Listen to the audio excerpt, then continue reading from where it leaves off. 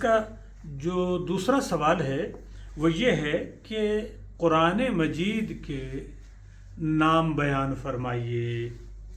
قرآن مجید کے اسماء کے بارے میں، ناموں کے بارے میں علماء کرام کے کئی اقوال ہیں۔ ان میں سے کتاب البرہان کا بیان یہ ہے کہ قرآن پاک کے 55 نام ہیں جو خود قرآن پاک نے بیان۔ قرآن پاک میں ہم نے تعارف میں بتایا مکی اور مدنی صورتیں۔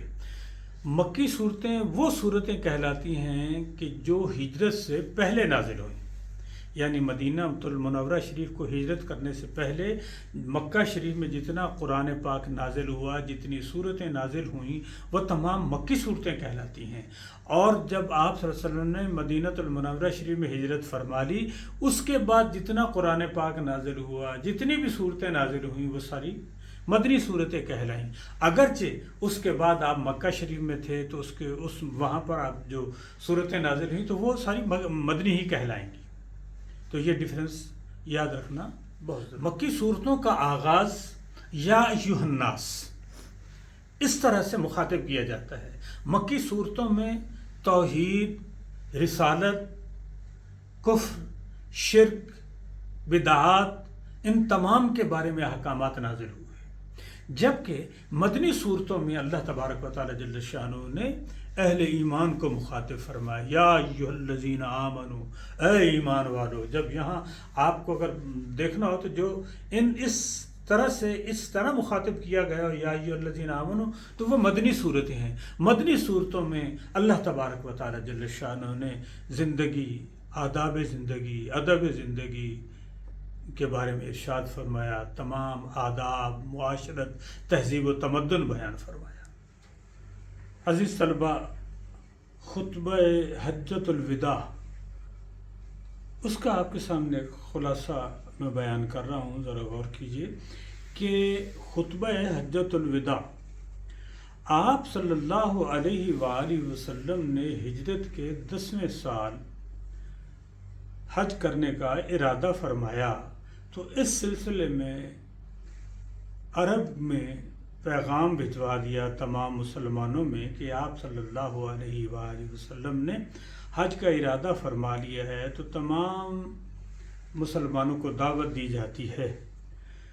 جب یہ دعوت سب کے پاس پہنچی تو آپ صلی اللہ علیہ وآلہ وسلم کے اس حکم پر سب لوگ اکثریت تیار ہو گئی، اور آپ صلی اللہ علیہ وسلم 25 ذی القعدہ 10 ہجری کو 1,40,000 جان نثاروں کے ساتھ روانہ ہوئے، اور 4 ذی الحجہ 10 ہجری کو آپ صلی اللہ علیہ وآلہ وسلم مکہ المکرمہ شہر میں پہنچ گئے۔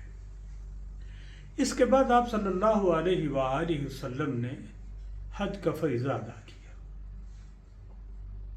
اب یہاں پر ایک بات ذہن میں رکھیے گا کہ 8 ذی الحجہ کو مینا میں پہنچے، 8 کا دن وہاں گزارا، پھر 9 کو عرفات میں تشریف لے گئے، وہاں پر خطبہ ہوا، حج ہوا، قیام ہوا، پھر اس کے بعد واپسی مزدلفہ واپسی ہوئی، رات وہاں ٹھہرے رہے، 9 والا دن اور آگے 10ویں رات تھی، پھر 10ویں والے دن صبح کو واپس دوبارہ مینا میں تشریف لے آئے۔ یہ 5 دن ہیں حج کے، مخصوص ایام ہیں۔ سال میں عام دنوں میں حج نہیں ہوتا، صرف مخصوص ایام ہیں حج کے، یعنی 8 ذی الحجہ سے لے کر 12 ذی الحجہ تک۔ 8، 9، 10، 11، 12 یہ 5 دن بنتے ہیں۔ تو آپ صلی اللہ علیہ وآلہ وسلم نے حج ادا کیا۔ حج ادائیگی میں آپ نے جب خطبہ دیا حج کا، تو وہاں پر آپ صلی اللہ علیہ وآلہ وسلم کا یہ خطبہ حجۃ الوداع کہلایا۔ اس خطبے میں آپ صلی اللہ علیہ وآلہ وسلم نے جو اسلامی ریاست قائم کی، اس کے آداب، مسلمانوں کے آداب، مسلمانوں کے حقوق، مسلمانوں میں رواداری، سب چیزوں کو بیان فرما دیا تاکہ کسی قسم کی کوئی کمی نہ رہے۔ سب سے پہلی بات جو آپ صلی اللہ علیہ وسلم نے بیان فرمائی وہ مساوات۔ آپ صلی اللہ علیہ وآلہ وسلم نے فرمایا کسی عربی کو کسی اجمی پر کوئی فوقیت نہیں ہے، کسی کالے کو کسی گورے کے اوپر کوئی فضیلت نہیں ہے۔ اگر کوئی اللہ کے نزدیک اچھا ہے تو وہ بندہ اپنے تقوی کی بنیاد پر ہے۔ امانت کی پاسداری کے سلسلے میں فرمایا کہ اگر کسی کے پاس کوئی امانت رکھی جائے تو اس کے لیے لازمی ہے کہ وہ اس کی امانت میں خیانت نہ کرے، اور امانت کو جب واپس کرنا ہو تو صحیح سلامت کرے۔ امانت کی اہمیت پر، اس کی پاسداری پر آپ نے توجہ دلائی۔ پھر جذبہ اخوت پیدا فرمایا، اس کی طرف متوجہ دلایا کہ ہر مسلمان ایک دوسرے مسلمان کا بھائی ہے۔ بے شک تمام مسلمان آپس میں بھائی بھائی ہیں۔ مطلب کیا ہے کہ جس طرح تم اپنے سگے بھائی کا ادب، احترام، اس کے وقار کا احساس کرتے ہو، اپنے دوسرے مسلمان بھائی کا بھی ویسے ہی ادب و احترام کرنا، اپنے بھائی سے کم نہ سمجھنا کسی کو۔ اور پھر فرمایا کہ غلاموں کے حقوق، جو تمہارے پاس غلام ہیں ان کے لیے وہی چیز پسند کرو جو اپنے لیے پسند کرتے ہو، جو تم کھاتے ہو وہی ان کے لیے پسند کرو، جو تم پہنتے ہو ان کو بھی ویسا ہی پہناؤ۔ پھر جرم کی ذمہ داری، جرم کرنے والا اپنے جرم کا ذمہ دار ہوگا۔ باپ کا جرم کا ذمہ دار بیٹا نہیں ہوگا، اور بیٹے کے جرم پر ذمہ دار باپ نہیں ہوگا۔ ایسا نہیں ہوگا جیسے ہمارے یہاں ہوتا ہے کہ اگر کسی سے کوئی غلطی ہو گئی تو پولیس کیا کرتی ہے، وہ اس کے رشتہ داروں کو پکڑ کے لے جاتی ہے کہ وہ آ جائیں۔ ایسا نہیں، بلکہ آپ صلی اللہ علیہ وسلم فرمایا کہ جس نے جرم کیا وہ اس جرم کا ذمہ دار ہے، دوسرا نہیں، اسی کو پکڑا جائے۔ حقوق رسواں، اللہ تعالیٰ نے اور حضور صلی اللہ علیہ وآلہ وسلم نے عورتوں سے بہترین سلوک کرنے کا حکم فرمایا، پابند کر دیا سب کو۔ ان کے بارے میں، ان کے حقوق کے بارے میں فرمایا کہ اللہ سے ڈرو، سب کے برابر کے حقوق ہیں۔ امیر کی اطاعت، اگر کوئی سیاہ حبشی تمہارا امیر بنا دیا جائے تو تم کیا کرنا؟ قرآن کے حکم کے مطابق اس کی تعظیم کرنا، اس کی اطاعت کرنا۔ ایسا نہیں ہے کہ تم کہو کہ جو سیاہ ہے یا کمزور ہے وہ امیر نہیں بن سکتا، نہیں، جس میں یہ صلاحیت ہے اس کو امیر بناؤ، اور جو خود سے امیر بننا چاہے فرمایا اس کو دوری رکھو۔ امیر وہ بنے جس کو سارے لوگ متفقہ طور پر منتخب فرمائیں۔ خون اور مال کا دعویٰ، حضور صلی اللہ علیہ وسلم نے فرمایا خبردار، خون اور مال کا ہر دعویٰ جس کے لوگ مدعی ہیں میرے قدموں کے نیچے ہیں، مگر بیت اللہ کی نگرانی اور حاجیوں کو پانی پلانے کی خدمات باقی رہے گی۔ آپ صلی اللہ علیہ وآلہ وسلم نے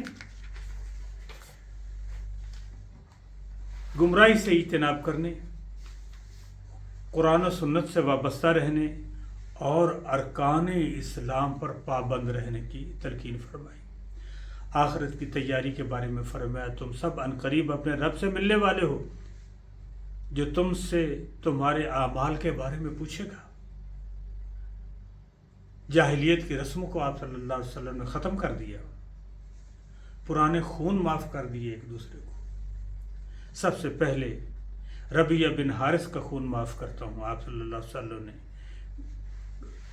یہ اس کے اوپر تھا تو آپ صلی اللہ علیہ وسلم نے اس کو معاف کر دیا۔ پھر آپ صلی اللہ علیہ وسلم نے فرمایا میرے بعد کوئی نبی نہیں ہے اور کوئی نبی نہیں آنے والا، یعنی کہ نبوت کا سلسلہ مجھ پر ختم ہے۔